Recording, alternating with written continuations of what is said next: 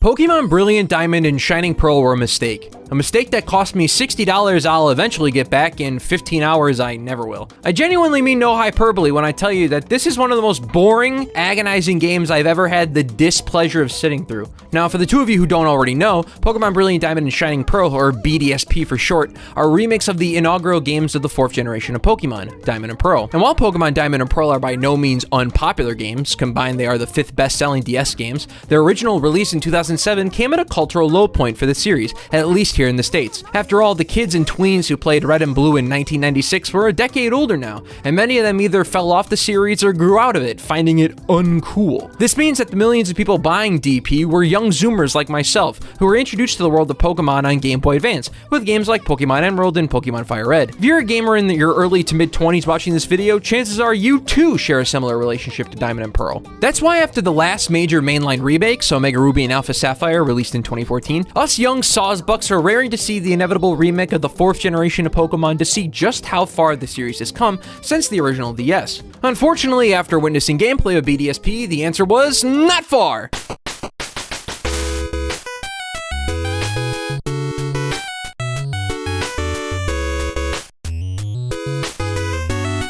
You see, for those who aren't maybe longtime Pokemon heads, BDSP is not your traditional Pokemon remake. When the Pokemon franchise made the jump from Game Boy Color to Game Boy Advance, the major jump up in technology made it so Pokemon from the first two gens would not be able to make it over to the at the time new Ruby and Sapphire games, meaning that nearly 200 old Pokemon wouldn't be returning. To fix this issue, Game Freak decided to take the very first Pokemon games, the Japanese Red and Green, and completely recreate them in Ruby and Sapphire's game engine. Game Freak again would do the same thing for Pokemon Gold and Silver in Diamond and Pearl's engine in 2010, and again for Ruby and Sapphire in 3DS's X and Y engine, albeit with the original need to bring back old Pokemon already solved at this point. However, BDSP is a different story, most notably that this is not a Game Freak developed Pokemon game. Instead, this project was outsourced to ILCA, who up until now has mainly handled studio assistant work on some pretty well-known Japanese projects over the last 9 years, with games like Metal Gear Rising: Revengeance, Yakuza 0, and Nier Automata being a few notable examples. However, BDSP is the first time the studio is leading its own game project. Now, as you can tell from how this video opened, I'm not a big fan of BDSP, but to pin all the blame solely on ILCA is misguided, as it's clear from playing it that this was a game made with little money and little time to make it out for not only a holiday release, but also to help hype up the upcoming Sinnoh-bound Game Freak developed open world game, Pokemon Legends Arceus. But because BDSP isn't being directly developed internally at Game Freak, the Gen 4 remakes don't use the same engine as the Switch's Pokemon Sword and Shield. Instead, this remake plays it safe by taking Diamond and Pearl's mix of 2D sprites with some low-poly 3D elements and bringing it all to 3D while staying faithful to the original perspective of the games. It's best aptly compared to Square Enix's remake of Secret of Mana from a few years ago. The game was redone completely using 3D models. However, the original game's isometric perspective is still preserved, making it look a lot more like a touch-up than something actually new, like the later released Trails of Mana remake. But also like the Secret of Mana remake, BDSP looks like cheap dog shit. A game like Secret of Mana on Super Nintendo was absolutely cutting edge on the console, and the amount of effort that went into it can still be seen today, even as technology is so rapidly advanced since 1993. Meanwhile, the Secret of Mana remake looks like a 99-cent mobile game made by a couple of broke Japanese teens. BDSP was developed in the Unity engine, and it shows. Every model has this overdone sheen to it, the textures are of a very blurry quality, and the game's performance is garbage. The game runs at only 720p 30 frames per second, which is embarrassing even for the Switch. I mean, for Christ's sakes, this is a remake of a DS game. But all those complaints pale in comparison to just how straight up ugly the new overworld is. The original Diamond and Pearl, or hell, all the classic mainline Pokemon games, used chibi sprites on the overworld to allow for a small but mighty Nintendo handhelds to give the Pokemon region some serious scope on such a small screen. BDSP took these overworld sprites and reimagined them as these goofy, pudgy chibi models, and that's all they did. They didn't give the models any movement or hand gestures while speaking, or spend time giving anyone any meaningful facial expressions or emotions whatsoever. So you have these many story moments in the game where ILCA genuinely tries to make use of having a 3D environment and characters by panning the camera around and switching angles, and it's all ruined because the characters look like this! They just stand around and look fucking dead-eyed the entire time! Not only did the more simplistic overworld art of the classic Pokemon games allow for more detailed Pokemon and trainer sprites in battle, but its simplicity also allowed more room for abstraction. Take a look at this clip from the original game, right? Your brain sees this as you and the rival character passing by each other. But in the remake, your brain sees the same shit as you phase shifting through the rival. Now, when you compare side by side, fundamentally the same thing is happening in both clips, but the simplicity of the original games makes it look much less jarring. They made the remake in 3D, but didn't make any other accommodations to make the 3D actually make sense in the world. And that right there is the core fundamental design problem that affects everything about this remake. BDSP attempts to remain faithful to a T to the original DS games, while at the same time adding a bunch of new elements that the original DS games were just not designed around, leading to a completely unbalanced, agonizing game to play. To show you a bit more of what I'm talking about, let's take a look at the controls. Yes, you heard me right, even the goddamn controls in this menu-based JRPG aren't safe. Being that BDSP is now in full 3D, Ilka decided to add full analog movement to a game that formerly had exclusively grid-based movement. Yeah, this doesn't work. Sinnoh was not designed for full 360-degree movement. Throughout the game, you will find yourself constantly getting caught on terrain that was never meant to be zigzagged through, and find yourself jumping off of ledges you didn't intend to. It feels incredibly unpolished to play. Take a look at Gardenia's gym, for instance. This was made to be walked on with grid-based movement, and there are a few areas of trees with only one narrow walking lane. In DP, it's totally fine, but on an analog stick, it's a lesson in frustration. The game does let you use a D-pad on a Pro controller, but that plays like absolute shit too, with an insanely noticeable amount of latency. Even general menuing just feels cumbersome and sluggish too. Healing a Pokemon takes a couple more button presses than it should, and sliding through your bag's many pockets is laggy. And what the fuck is up with the Poke Edge? You gotta remember, the original games came out in 2007. Smartphones were just starting to become a thing, let alone smartwatches. So it made sense at the time to give trainers a watch that can only do a bunch of minor but still neat, nifty little things, like tell time, count steps, and do math equations. Yeah, it had some useful apps like the region map that told you where your roaming legendaries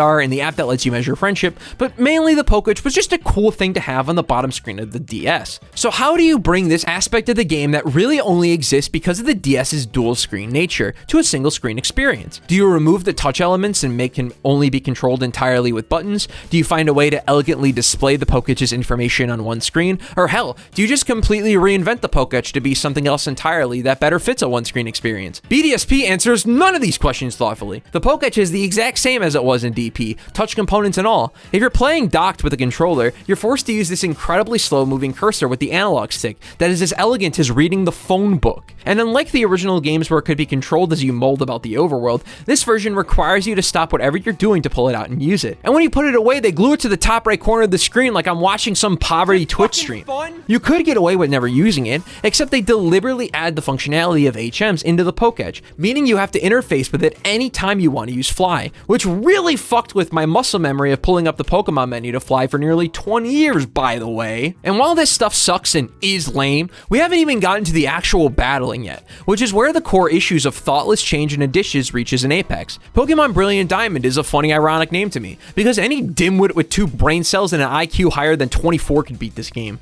Should have been called Pokemon Brain Dead Diamond.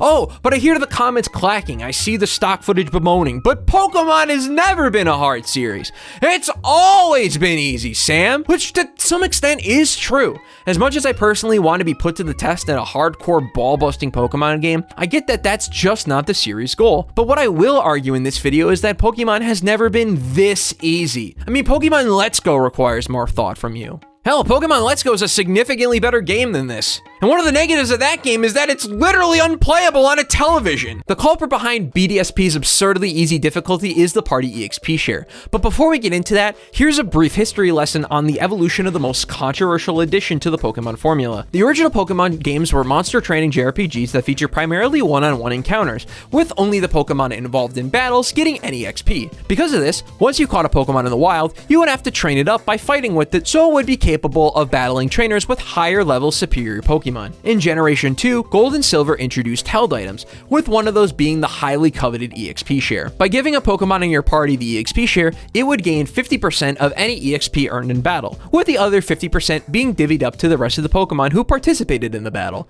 This allows your stronger Pokemon to grind more EXP for a weaker Pokemon in your party, a very nice addition overall. Generation 5, while not directly changing the EXP share, did make a few very notable additions to how EXP was earned. For one, it added in EXP EXP scaling, meaning that fighting a higher level Pokemon than your own would earn you more EXP, and vice versa. It also added in a couple new ways to boost your EXP, like defeating Wild Audino or equipping the Lucky Egg, which earns you 1.5 XP in battle. By rewarding more EXP for defeating tougher Pokemon, Black and White incentivized you to take on more optional challenges, and also helped curb overleveling, making it the series' high point in terms of experience balance. However, everything about how experience was doled out changed in Generation 6. Early on in the adventure of Pokemon X and Y, you were given an EXP share that works for the whole party, now giving Pokemon who participated in a battle 100% of the EXP, with 50% of the EXP going to each of the non-participating party members, not just one of them. This meant that one Pokemon could grind for a whole team of 6, and with each Pokemon encounter giving out way more EXP than in Gen 5 and back. The party EXP share is pretty controversial amongst Pokemon fans. Some people love it because they think it completely negates grinding, whereas others hate it because it no longer requires you to actually train your Pokemon, and keeping a low-level weakling in your party long enough will eventually get it to a competitive levels with the AI without ever having it see a battle. Personally, I find myself in the latter camp, although I definitely think party EXP isn't inherently a bad idea.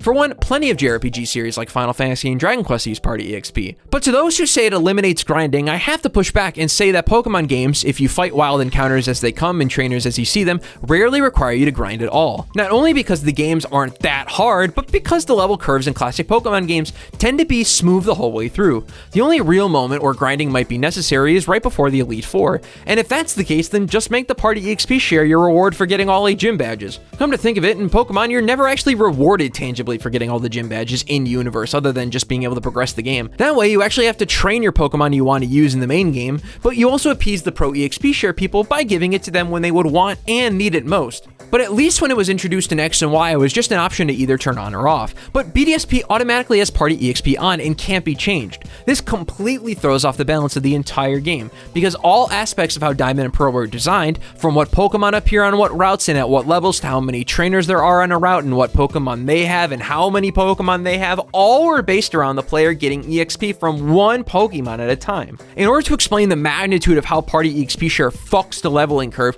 I'm going to present a comparison. And I know not everyone is a math head, so I'm going to do my best to explain carefully. Let's say you have a party of 6 Pokemon early on Route 202, your starter in the lead slot and 5 randos. Your starter fights and defeats 2 level 4 Bidoofs. The starter gained 100% of the EXP from each Bidoof feint, whereas the other 5 non-combatants received 50% EXP per encounter.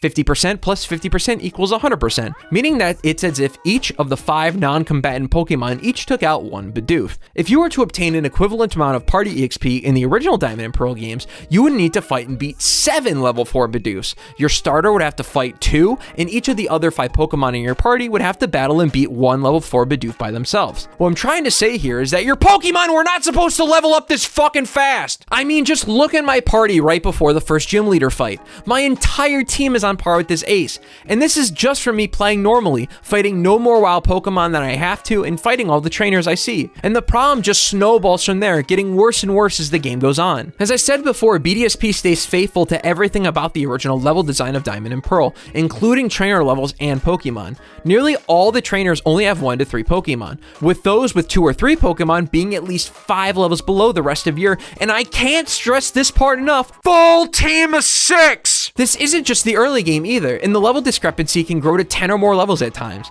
Nothing even comes close to posing a threat to your squad, and because of it, the game is excruciatingly boring to sit through. This isn't even a fun Pokemon romp, it's just totally dull and drab with nothing interesting about it. Like, I gotta be honest, I didn't play Sword and Shield because I also thought it looked like shit, but I can see myself at least having a decent time playing around with the new Gen 8 Pokemon and running through a brand new region when I eventually get around to playing it. But I've been through Diamond and Pearl, for me more than any other Pokemon game. Countless times I've been through Sinnoh, and this was by far the worst fucking time. But let's look beyond just hard levels for a second, because that's only one part of BDSP's Easy Bake Oven sandwich, as another aspect of the game that makes it far too easy is the affection stat. Now, in BDSP's case, your affection stat and your friendship stat are the exact same, but what does the affection stat actually do? Well, the affection stat comes from the same realm as Yugi's belief in the heart of the cards. That's right, ladies and gentlemen, we're talking about fucking cheating! With a high enough affection stat, your Pokemon can will critical hits into existence, expel poison and other status effects without the use of an item,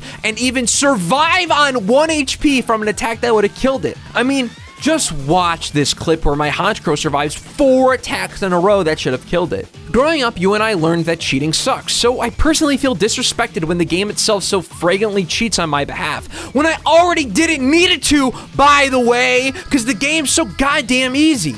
It's just so in your fucking face about how your Pokemon didn't want to see you sad, so it just shrugged off a move, making it do 0 damage. It's hacky shit, and it's by far the loudest complaint you'll see online, and I absolutely don't blame folks. Not to mention, even when the affection stat isn't employing hacks, it's constantly slowing down the pace with completely needless flavor text boxes about my Pokemon being worried about being able to fight. What are you worried about? You're 10 levels higher than it! Okay, so that explains why BDSP is easy as shit, but why exactly is it such a problem? What effect does it have on the player and the game experience? And I'll tell you, it has everything to do with, well, everything. But before that, addressing something mentioned earlier, the retort, if you will, that all Pokemon games are easy, which again, I do agree with, which is where I want to draw the line between the difficulty of the classic Pokemon games and BDSP. And the difference really didn't hit me until I was listening to a podcast where game reviewer and personality Michael Huber lamented this about BDSP. It's not even about being difficult. Right? Because it's just like... Let me have to use my skills. Use actual different Pokemon with different moves. Right. The amount of times I've destroyed a water Pokemon with a fire Pokemon, Ben, is inexcusable. You just don't even think about it. It was then I had my epiphany. Yeah, the classic Pokemon games were easy, but they at least required you to switch Pokemon. It may seem silly, but the small act of choosing what Pokemon on your team is best for the job is both a necessary and rewarding aspect of the difficulty of classic Pokemon games that is just not present in BDSP to the same extent. Classic Pokemon games are less about the battles themselves being challenging and more so that you're aptly prepared for the challenges ahead with a proper team. However, with those older games, you had to actually put meaningful work into training the Pokemon that went on your team. By sending out a properly leveled up counter to an AI's Pokemon, the battle is more or less free, but that right there is the reward. After all the hard work of having to catch and train up a wild Pokemon, the reward is getting to use it to kick some ass and thrive in the game, with the real work in finding other Pokemon that can cover for the rest of your team's weaknesses. Because of all the previous reasons for why BDSP is so easy, party EXP share, extreme overleveling, affection, etc., you never really have to switch out your Pokemon. There's simply no reason to. Even wild and trainer Pokemon that counter your current Pokemon still pose little to no threat, and even if they did get a KO, you still have 5 other equally strong Pokemon that can take it on. So what this led me to do around the middle of my playthrough is just use Staraptor, who is my team's fastest and strongest attacker, for every fight because she wasn't gonna die, so the rest of my team just wasn't as interesting to use. Because I got so overleveled, I started max repelling on every route, even new ones, because the game was so easy I didn't need new Pokemon. You'll see my end team was my starter, 4 Pokemon you encounter in the first 2 hours, in a Garchomp. They were way more than sufficient, and if you know anything about Pokemon, you know that's a terribly composed team. 3 members are flying type and 5 are weak to ice. But hey, did you think the ice gym posed any threats? Nope. I just skipped on past the puzzle and demolished her team nearly single-handedly with Staraptor. Because I'm so overleveled, I'm now skipping as many trainers as possible just to get through the game at this point. Even if I wanted to explore for items, fighting non-mandatory trainers would just amplify the already terrible level curve, meaning that the game is actively disincentivizing exploration. And it's at this point I realize, what the fuck am I even doing? Am I even playing Pokemon at this point? I'm not catching because I don't need to, I'm not battling because I don't need to, I'm not training because I don't need to, I'm not engaging with the game at a meaningful level because I don't fucking need to. BDSP are games that literally ask nothing from you, and because of that, they really don't deserve any knee bending from you in return. I truly cannot underestimate how this difficulty issue with BDSP eclipses almost every other problem with the game. Like, I could write a whole ass section on how BDSP uses the Diamond and Pearl decks and not the superior Platinum decks, and how all the Platinum Pokemon are now found exclusively in the newly added Underground section, with Pokemon who are 7 to 8 levels higher than your already over-leveled team for you to catch, and how that having to aimlessly run around the Underground looking for a specific Pokemon to show up is fucking stupid. See, I could talk about that, but you don't even have to go down there outside of the introduction of it. Hell, it's not even worth deep diving into how this shakeup of being able to catch a swath of new Pokemon affects the balance of the game, because the level curve is already extremely messed up by the time you unlock it. Even the Veilstone department store sells incredibly excellent TMs like Flamethrower, Thunderbolt, Ice Beam, Psychic, and Swords Dance for at most 3,000 Pokedollars, meaning that you're able to stock up on 90 plus power moves early on in the game, but it's just a drop in the bucket of how out of its way BDSP goes to not challenge the player. Pokemon Brilliant Diamond and Shining Pearl were easily the worst games I played all year, and I said say that with a heavy heart, not only as an old Pokemon fan, but specifically of Gen 4. It's so aesthetically cheap looking that this new coat of paint isn't anywhere close to being a selling point, and the gameplay was so boring because it required no thought or input from me for 98% of the game. It's at this point in the video that I'll remind you that Pokemon Diamond and Pearl, or hell, Pokemon Platinum for that matter, are DS games, easily available to play via DS emulation on your PC or Android device. Platinum is a proper remaster that thoughtfully addresses many of the legitimate criticisms with OG Diamond and Pearl and fixes them, while avoiding bringing a new slew of problems to the table entirely. Honestly, if you take one thing from this video, it's just play Platinum. Hey, thank you so much for watching our video review of Pokemon Brilliant Diamond and Shining Pearl. If you liked this video and found it entertaining or useful, make sure to like this video as well as leave a comment to appease the YouTube elder gods. And in the meantime, why don't you check out some of our older content, like some reviews, guides, and other equally based gaming content right here on Turnstyle. Take care.